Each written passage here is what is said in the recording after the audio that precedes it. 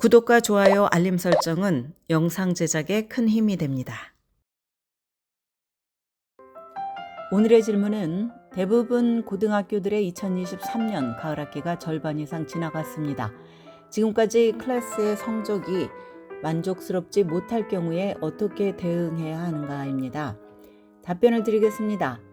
재차 강조하지만 대학 입시에서 가장 중요한 것은 다름 아닌 학교 성적입니다. 특히 현 11학년생들은 좋은 성적을 유지하는 데 특별히 신경을 써야 합니다. 입시에서 가장 핵심적인 역할을 하는 것이 바로 11학년 성적이기 때문입니다. 아무리 스타트가 좋았다고 하더라도 한두 과목의 성적이 아쉬울 수 있습니다. 교사가 내주는 과제물의 성적에 크게 신경 쓰지 않고 생활해온 경우에는 지금부터 성적을 꼼꼼히 체크를 해야 합니다. 필요한 부분을 적극적으로 보완하려는 노력이 필요합니다. 그래야 시험에서 실수를 줄일 수 있고 학기 말 성적을 끌어올릴 수 있습니다.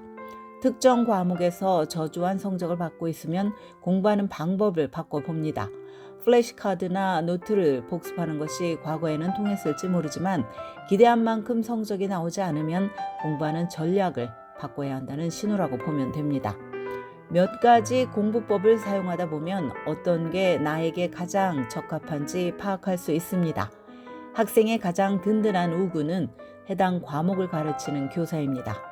특히 배우는 내용을 이해하지 못해 성적이 타격을 받았을 경우에는 더욱 그렇습니다. 솔직하게 교사에게 어려움을 토로하고 도움을 청해야 합니다. 학교 수업 시작 전, 리세스 타임, 런치 타임, 애프터 스쿨 등 교사와 만날 수 있는 시간을 정해서 필요한 부분을 보충합니다. 또한 많은 고등학교들이 특정 과목에서 우수한 성적을 받은 학생들이 튜러로 참여하는 피어 튜터링 프로그램을 운영합니다. 시험 준비나 숙제, 프로젝트 등을 할 때 같은 클래스를 듣는 친구들과 함께 머리를 맞대고 아이디어를 고민해 보는 것도 좋겠습니다. 좋지 않은 성적을 만회하기 위해서 교사에게 엑스트라 크레딧에 대해서 문의하는 것은 괜찮습니다. 하지만 너무 오버하지 않도록 주의를 해야 합니다.